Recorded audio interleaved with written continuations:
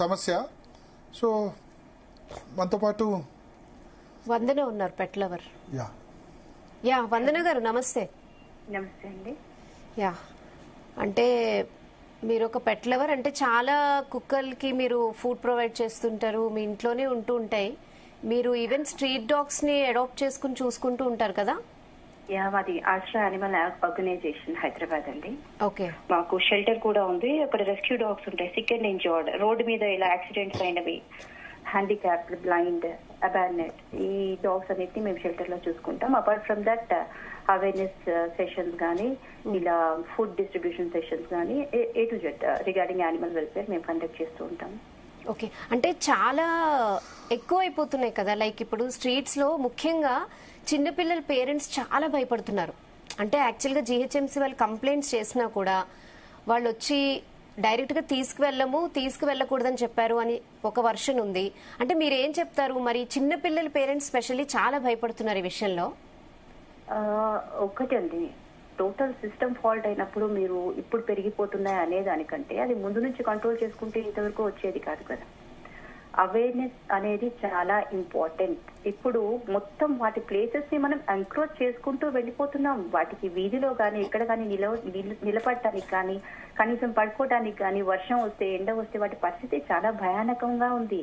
దీని గురించి ఎవ్వరు ఆలోచించట్లేదు. హ్యూమన్ పాపులేషన్ పెరిగిపోతూనే ఉంది. ఎంతవరకు పెరుగుతుంది? ఎవరన్నా క్వశ్చన్ మార్క్ వేశారా? ఎంతవరకు?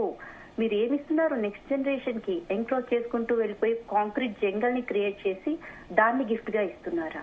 చిన్నప్పుడు డాగ్స్ అంటే లేని భయం ఇప్పుడు ఎందుకు వస్తుంది? డాగ్స్ ఎందుకు ఏలియన్స్ లాగా చూపిస్తున్నారు? ఒక డెనోసర్ లాగా ఎందుకు చూపిస్తున్నారు?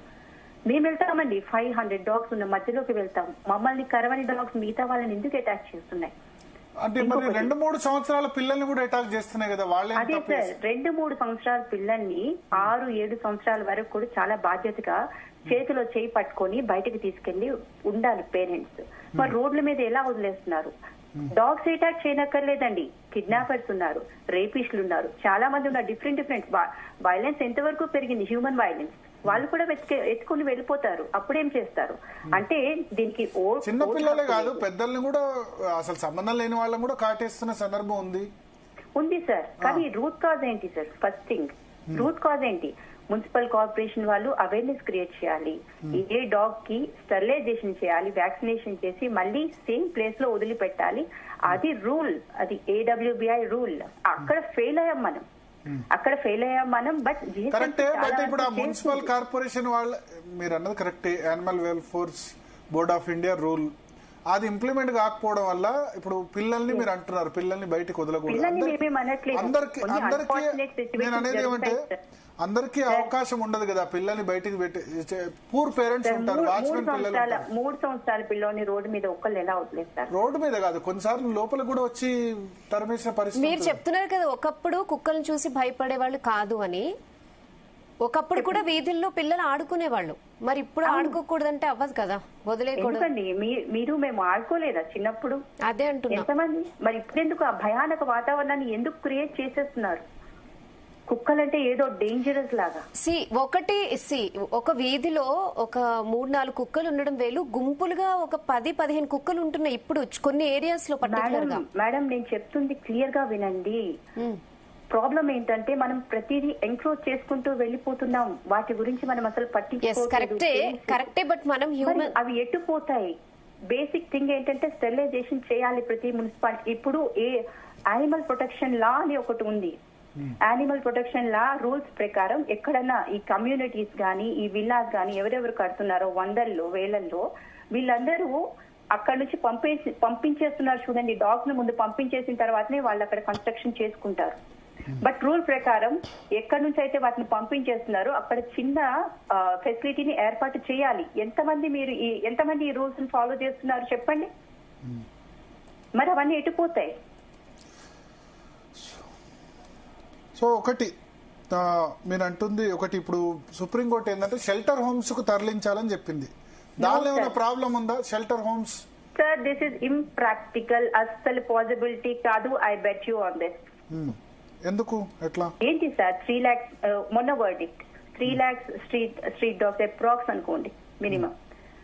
దాన్ని ఎక్కడికి తీసుకెళ్తారు? అంత ప్లేస్ ఎక్కడుంది? మాకు 125 to 130 డాగ్స్ కి ఆశ్రా షెల్టర్ లో ఇవ్వటానికి, అక్కడ మేము అవంతా ఎక్స్పెన్సెస్ చూడటానికే మాకు 3 lakhs పడుతుంది మంత్లీ ఫర్ 130 డాగ్స్ కి.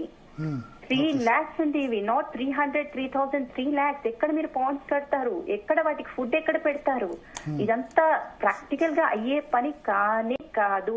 5 years ఆఫ్ ఆర్గనైజేషన్ నేను మాట్లాడుతున్నాను. అది కంప్లీట్లీ మరి ఎట్లా? ఎలా వర్డిక్ట్ మరి ఇప్పుడు ఇచ్చారో వీధుల్లో ఇప్పుడున్న విధంగానే వదిలేసి, అదే విధంగా ర్యాబిస్ కి అయితే మీకు తెలుసు, వన్స్ ర్యాబిస్ సోకితే మరణం తప్ప వేరే మార్గం లేదు. Exactly sir. చనిపోవడం తప్ప వేరే మార్గం లేదు. ఫాలో చేయట్లేదు. ఈ ప్రోటోకాల్ మిస్ అయిపోయింది. మిస్ అయిపోయిన దాన్ని ఇప్పుడు ఇంప్లిమెంట్ చేసి ఇప్పుడు మనిషి బతకడం, మీరు అన్నది వాస్తవం, మనిషి బతకడం కోసం వేరే వాళ్ళని చంపాల్సి వస్తుంది.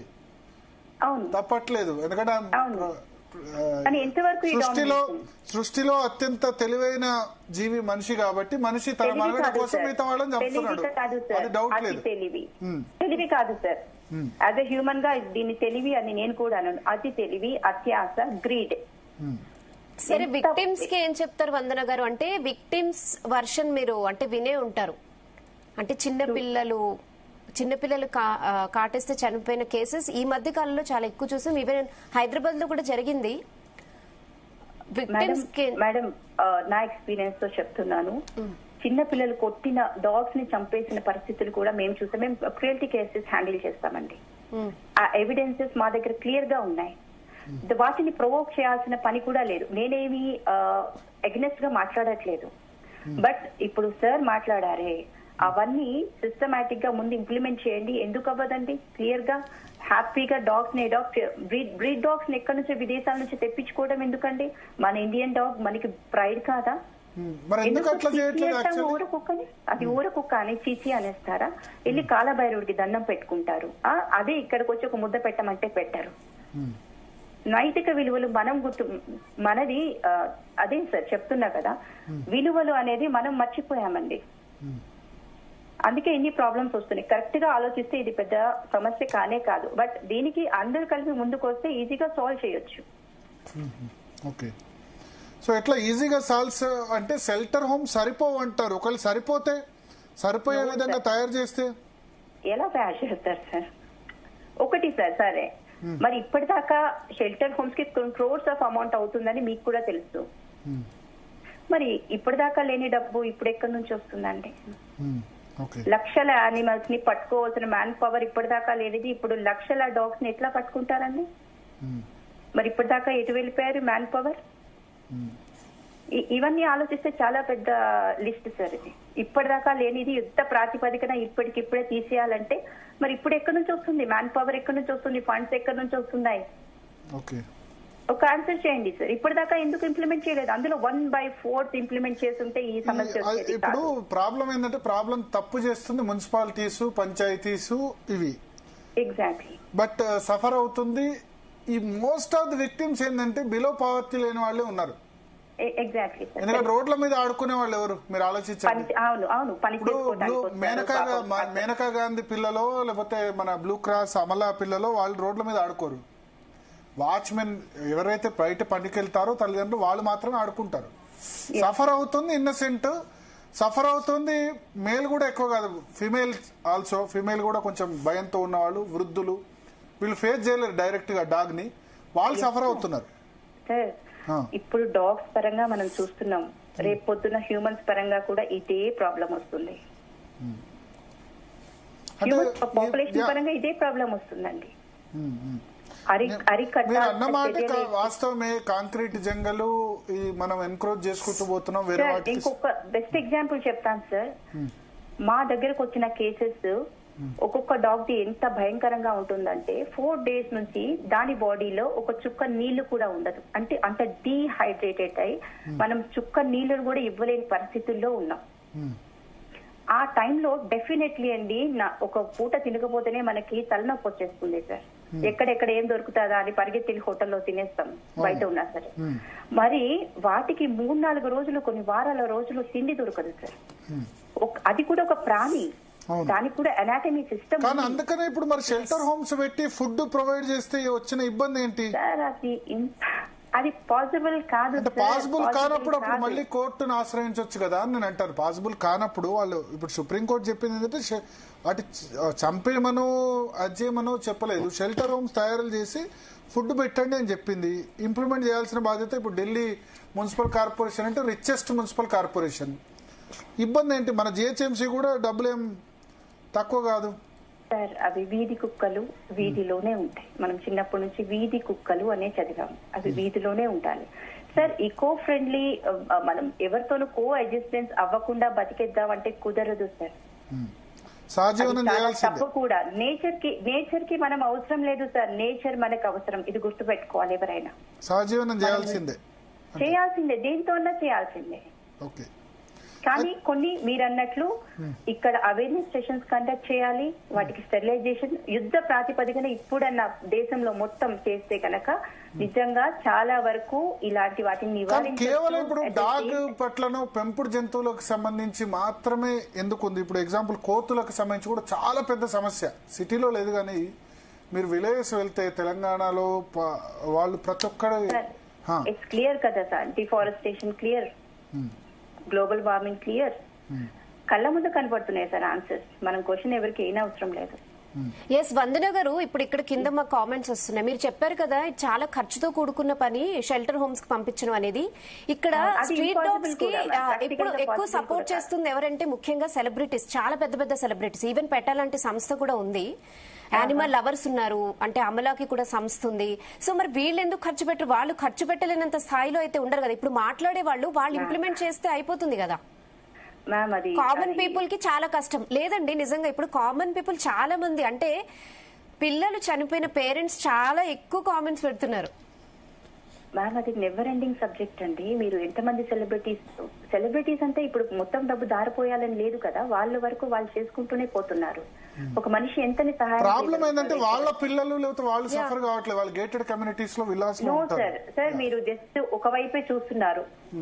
మా లాంటి వాళ్ళు చాలా మంది వేలల్లో ఉన్నారు రోడ్ల మీద. మేం చేస్తున్నాం స్వయంగా. మరి మేము కూడా కామన్ పీపులే కదా.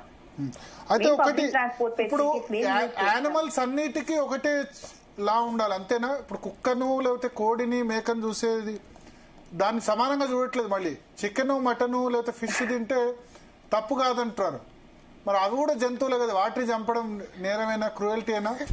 మేమైతే తినం సార్, మాకు అది క్రూయల్టీగా అనిపిస్తుంది. కాదు, కొద్దిగా తింటున్న వాళ్ళు కూడా మాట్లాడుతున్నారు. ఇప్పుడు ఇవాళ రాహుల్ గాంధీ ట్వీట్ చేశాడు, ఆయన నాన్ వెజ్ తింటారు. ఓకే, ఎందుకంటే నేను స్వయంగా తింటాను చూశాను. So is accepting.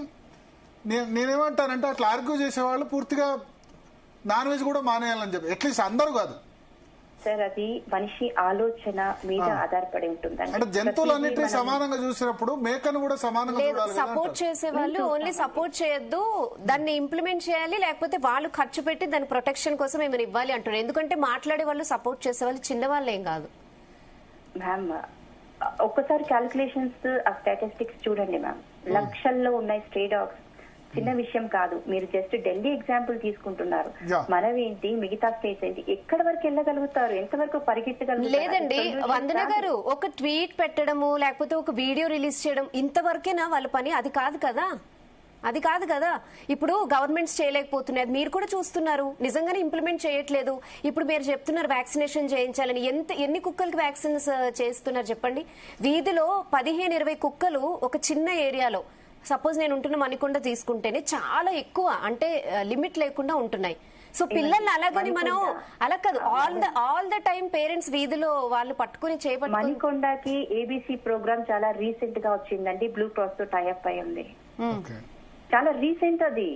మనం 4-10 ఉన్నప్పుడు మనం దాన్ని కంట్రోల్ చేస్తుంటే 100 అవ్వవు. ఎందుకంటే కుక్కలకి ప్యూబర్టీ అనేది 6 months కి ఒకసారి వచ్చేస్తుంది. ఆ 6 months తర్వాత అవి మళ్ళీ మీటింగ్ కి వెళ్లి మళ్ళీ అది 6 పిల్లలు అలాగా వేలల్లో పెరిగిపోతాయి. అందుకే ముందుగానే స్టెరిలైజేషన్, వ్యాక్సినేషన్ ఇంపార్టెంట్ అని మేము ఎక్కడికి వెళ్ళినా మేము అదే చెప్తున్నాం. అవగాహన ఎవరు కల్పించారు? Government responsibility, local bodies responsibility. వాళ్ళు చేయట్లేదు. కానీ suffer సాధారణ అవుతుంది వేరే మనుషులుగా వాళ్ళు. మేమైనా ఎంతవరకు పరిగెత్తగలుగుతాం? మున్సిపల్ కార్పొరేషన్ ముందుకు రావాలి, సో అండ్ సో ఇక్కడ ఇది ప్రాబ్లం ఉందా, దీన్ని ఇలా సాల్వ్ చేసుకోండి, రండి అందరు ముందుకు రండి అంటే సొసైటీ ఎందుకు ముందుకు రాదు? వస్తుంది తప్పనిసరిగా. మాట్లాడండి, అందరు కార్పొరేటర్స్ తో కూర్చొని మాట్లాడమనండి, అందరు కార్పొరేటర్ ఎవరెవరు ఓటింగ్ కి వస్తారో పాలిటీషియన్స్ కి ముందు కూర్చొని మాట్లాడమండి. ఇది సమస్య, దేశం ప్రధాన సమస్య అయిపోయింది ఇది. మరి దీన్ని ఎలా రెక్టిఫై చేస్తాం అని 1 by 1 కూర్చొని డిస్కషన్ చేస్తే ఎందుకు అవ్వదు? అంతే తప్ప కుక్కలొద్దు మొక్కలొద్దు మాకేం వద్దు మనుషులు ఒక్కళ్ళే బతుకుతామంటే అది అసలు కానే కాదు. Okay okay, so thank you Vandana garu. Thank you so much అండి, థ్యాంక్ యూ. సో మొత్తం